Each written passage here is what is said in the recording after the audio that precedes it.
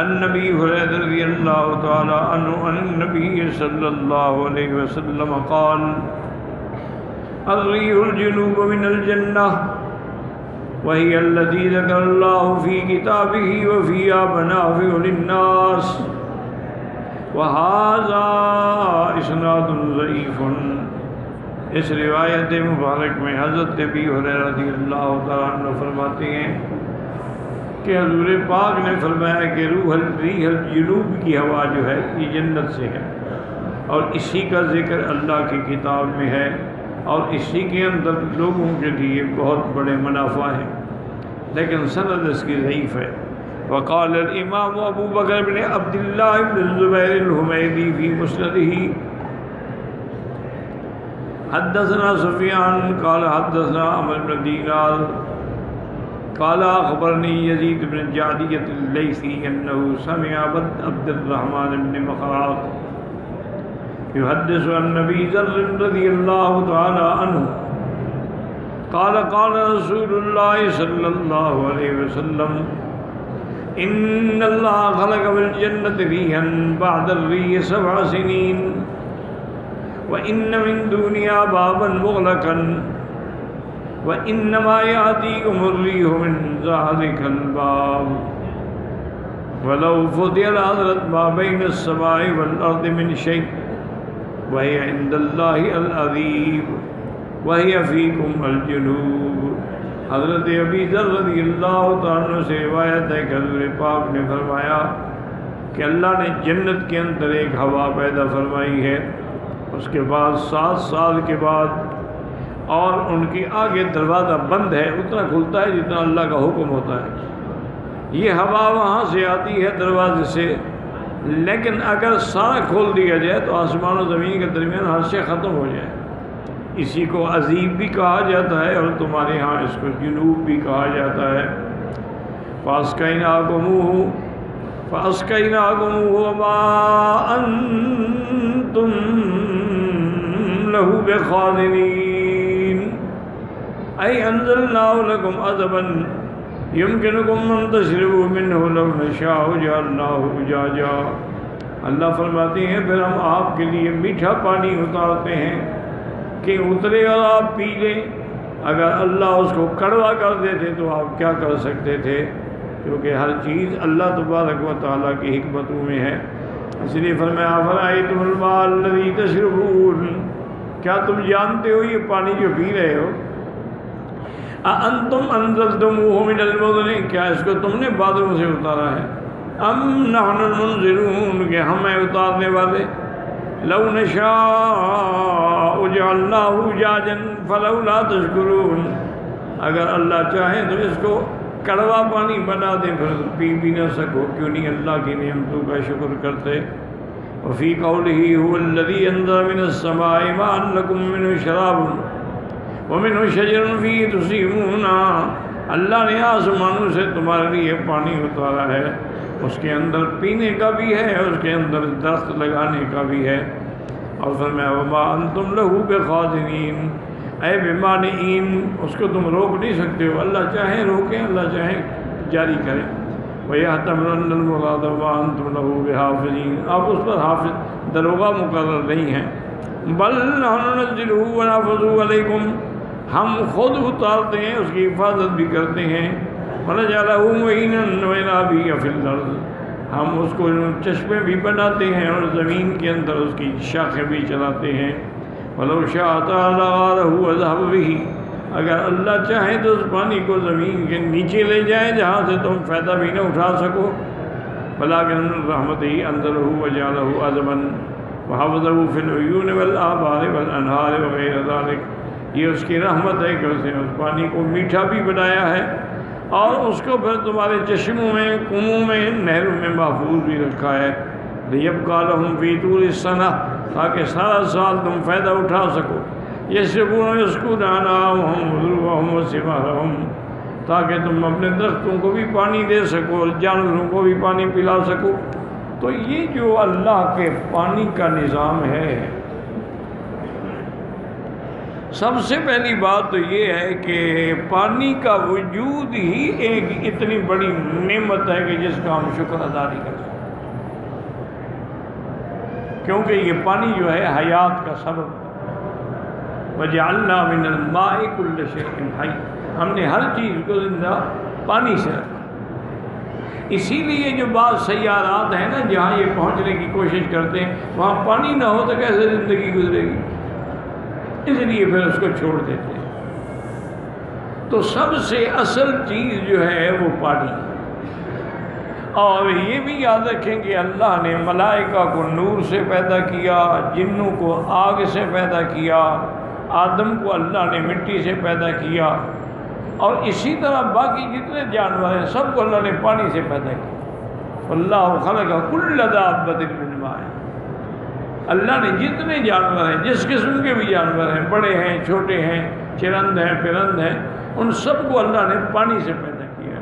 پھر ان میں کئی قسمیں، منہم من یمشی علی بطنہ، بعض جانور ایسے ہیں جو پیٹ پہ چلتے ہیں جیسے سانپ ہے، منہم من یمشی علی رجلین جیسے انسان ہے، ومنہم من یمشی علی اربعین، اور بعض جانور ایسے ہیں جو 4 ٹانگوں پہ چلتے ہیں جیسے گائے ہیں، بھینس ہے، بکریاں ہیں۔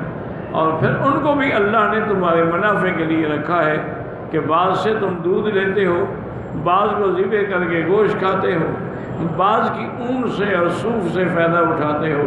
یہ سب اللہ کی کروڑ نعمتیں ہیں۔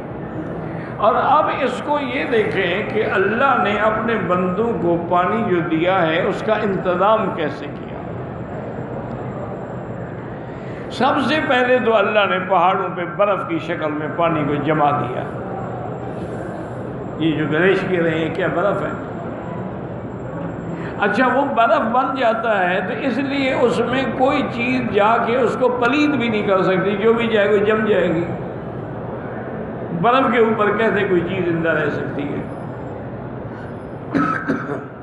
پھر اللہ نے یہ انتظام کیا ہے کہ ان جو بادل ہیں اس برف کے، اس سے اندر اندر رگوں میں پہاڑوں کے اور زمین کے پانی کو اتارا ہے۔ جہاں زیادہ اتارا ہے وہاں دریا بن کے بہتے ہیں، جہاں تھوڑا اتارا ہے وہ زمین جذب کر لے۔ پھر اللہ نے ہمیں یہ بھی عقل دیا ہے کہ ضرورت ہو تو کنواں کھود کے پانی نکال لو، کوئی بور کر کے پانی نکال لو، اور جو بڑے بڑے سیل ہیں ان کی نہریں بنا کے چلا دو، آگے نہروں کی پھر شاخیں بنا دو چھوٹی چھوٹی، تاکہ ضرورت کے مطابق پانی سارا سال تمہیں ملتا رہے۔ پھر یہ پانی صرف تم نہیں پیتے ہو، تم پیتے ہو، جانور پیتے ہیں، اور یعنی ہر چیز پرند ہے جو سب پانی پیتے ہیں۔ اللہ نے فرمایا کہ اگر اس پانی کو میں نیچے لے جاؤں یا اس کو میں جیسے میٹھا بنایا ہے کڑوا بنا دوں تو تم کیا کرو گے؟ قُلْ أَرَأَيْتُمْ إِنْ أَصْبَحَ مَاؤُكُمْ غَوْرًا فَمَنْ يَأْتِيكُمْ بِمَاءٍ مَّعِينٍ۔ اللہ رب العالمین کہ اگر ہم اس کو نیچے لے جائیں، زمین بالکل تا میں چلا جائے، نکلے گا نہیں۔ اس لیے اللہ نے یہ نعمتیں اس لیے بیان کی ہیں کہ جب نعمتیں ملیں تو اللہ کا شکر کرو۔ اسی لیے ہمیں حکم ہے کہ پانی پیتے ہو تو کہو بسم اللہ الرحمن الرحیم، اور اس کے بعد ہر سانس پہ کہو الحمدللہ الحمدللہ الحمدللہ، اور جب ختم کر دو تو کہو الحمدللہ الذی اطعمنا وسقانا وجعلنا من المسلمین۔ اور ایک روایت میں یہ بھی آیا ہے کہ دعا بھی کیا کرو کہ اللہم اطعم من اطعمنا، یا اللہ آپ ان کو بھی کھلائیں جن نے ہمیں کھلایا ہے، واسقِ من اسقانا، اور ان کو بھی پلائیں جن نے ہمیں پلایا ہے۔ یہ اللہ کی عظیم نعمتیں ہیں۔ اور اسی طرح پھر اللہ تبارک و تعالیٰ دیکھیں کہ کڑوے دریا بھی بنائے اور میٹھے دریا بھی بنائے ہیں۔ اچھا بعض جگہ یہ دونوں دریا ملتے ہیں، مرج البحرین یلتقیان، یہ دونوں دریا مل رہے ہیں، لیکن بینہما برزخ لا یبغیان، درمیان میں اللہ نے ایک ایسی حد فاصل رکھ دی ہے کہ یہ پانی اس میں نہیں ملتا اور یہ پانی اس میں نہیں ملتا۔ یہ دو دریا جو ہے نا جی، یہ بنگلہ دیش میں آپ جائیں نا اراکان کی طرف، وہاں بھی دو دریا ملتے ہیں، اور اسی طرح ساؤتھ افریقہ میں کیپ ٹاؤن ایک صوبہ ہے، وہاں بھی یہ مرج البحرین کا نمونہ موجود ہے کہ دو دریا مل رہے ہیں، کھارا بھی اور میٹھا بھی۔ اچھا، اور برزخ جو ہے وہ کیا چیز ہے؟ آج تک کوئی سمجھ ہی نہیں سکا ہے کہ ان دو کے درمیان برزخ ہے، ان کو ملنے، یعنی کڑوا پانی میٹھے سے نہیں ملتا، میٹھا کڑوے سے نہیں ملتا۔ اچھا، آپ اگر تیرنا چاہتے ہیں تو یہاں سے تیر کے ادھر چلے جائیں، ادھر سے ادھر آ جائیں، کوئی رکاوٹ تمہیں روکنے والی نہیں ہے، لیکن پانی کو نہیں ملنے دیتی۔ تو اس لیے معلوم ہوا کہ عالم برزخ ہماری عقل سے ماورا ہے، اس کو ہم سمجھ ہی نہیں سکتے۔ اسی لیے دنیا اور آخرت کے درمیان میں جو عالم برزخ ہے، آدمی مر گیا ہے، جل گیا، ٹکڑے ہو گیا، راکھ ہو گیا، برزخ ہے، تو اس لیے اس کو بھی صرف اللہ تعالیٰ کی ذات جانتی ہے کہ وہ کیا چیز ہے۔ تو قرآن نے فرمایا ہے کہ مرج البحرین یلتقیان بینہما برزخ لا یبغیان۔ اور میں نے بنگلہ دیش میں وہاں پوچھا تھا دوستوں سے، علماء سے، انہوں نے کہا کبھی کبھی طوفان آتا ہے نا، اس میٹھے پانی میں دریا میں طوفان آئے تو یہ اس پہ چڑھ جاتا ہے، اور پھر جب طوفان اترتا ہے وہ واپس چلا جاتا ہے۔ کبھی کڑوے دریا میں طوفان آتا ہے، یہ میٹھے پہ چڑھ جاتا ہے، لیکن جب اس کا جوش ختم ہوتا ہے تو پھر واپس چلا جاتا ہے۔ اسی طرح ایک واقعہ مجھے ایک بزرگ نے سنایا تھا، اللہ عالم، کہ جب ایک دفعہ مکہ مکرمہ میں اتنا بڑا سیل آیا، پانی آیا بارشوں کا، پہاڑوں سے گرتا تھا نا جی، طائف سے گر رہا ہے، عرفات سے گر رہا ہے، جبل نور سے گر رہا ہے، یہ سارے پانی جو تھے نا یہ سب مکے کے حرم کے نیچے سے گزرتے تھے، چونکہ مکہ کعبۃ اللہ جو ہے یہ وادی میں ہے، اس کے نیچے انہوں نے نہر بنائی تھی جس سے یہ پانی نکل کے آگے چلے جاتے تھے، اسی لیے آگے مسیال ہے، پھر مسفلہ ہے، یہ نیچے کا حصہ ہے۔ ایک دفعہ ایسا طوفان آیا، اللہ معاف کرے، کہ اس نے گاڑیاں اور ٹرک اٹھا کے مارے، اور وہ جو راستہ تھا حرم کے نیچے نہر کا منہ بند ہو، آگے ٹرک آ گئے، پانی اوپر سے دروازوں کے اندر سے حرم میں داخل ہو گیا۔ اچھا، وہ پانی اتنا اونچا تھا کہ کعبۃ اللہ کا آپ نے دروازہ دیکھا ہے کتنا اونچا ہے، یہاں تک پہنچا ہوا تھا، اور پرانا حرم جو تھا اس کے پنکھوں کے قریب پہنچا ہوا تھا۔ میں بھی اس سال یہیں تھا اتفاق سے، میں نے وہ دیکھا ہے اپنی آنکھوں سے۔ اور یہ بھی اللہ کی شان دیکھیے کہ اتنا سیلاب ہے، اتنا طوفان ہے، لیکن عاشق طواف کر رہے ہیں، کوئی تیر کے کر رہا ہے، کوئی لکڑی کے اوپر بیٹھا ہوا ہے، کسی نے ٹیوب گلے میں ڈالی ہوئی ہے، طواف نہیں بند ہوا ایک منٹ کے لیے بھی۔ مجھے آج بھی یاد ہے کہ مجھے والد صاحب نے فرمایا کہ میں تو بوڑھا آدمی ہوں، اس طوفان میں نہیں جا سکتا، لیکن تم کسی نہ کسی طرح حرم شریف پہنچ کے پتہ کرو مولانا حبیب اللہ صاحب کا، وہ اللہ کا بندہ طواف میں ہوگا اور کہیں ڈوب نہ جائے۔ مولانا حبیب اللہ لاہوری رحمۃ اللہ علیہ حضرت احمد علی لاہوری کے بیٹے تھے۔ مولانا حبیب اللہ صاحب جو تھے یہ حضرت لاہوری رحمۃ اللہ علیہ کے بیٹے تھے، اور یہ اتنا بڑے آدمی تھے مقام ولایت میں کہ حضرت لاہوری خود فرماتے تھے کہ اللہ نے اس کو وہ مقام دیا ہے کہ ہم بھی پیچھے رہ گئے۔ ان کی میں نے زیارت کی تھی۔ اچھا، ان کا عجیب ایک نظام تھا، ایک مہینہ تو ہوتا تھا طواف کے لیے، اس میں اور فرض سنت پڑھنی پھر طواف، ایک مہینہ ہوتا تھا نفل پڑھنے کے لیے، طواف نہیں کرنے، نفل پڑھتے رہے، ایک مہینہ ہوتا تھا قرآن کی تلاوت کے لیے، یعنی ٹائم تقسیم کیے ہوئے تھے۔ اور یہ بھی بات تھی کہ اگر آپ نے ان کی حرم میں جگہ دیکھ لی ہے نا تو پھر دوسرے دن وہ کسی اور جگہ چلے جاتے تھے تاکہ لوگ مجھے تنگ نہ کریں۔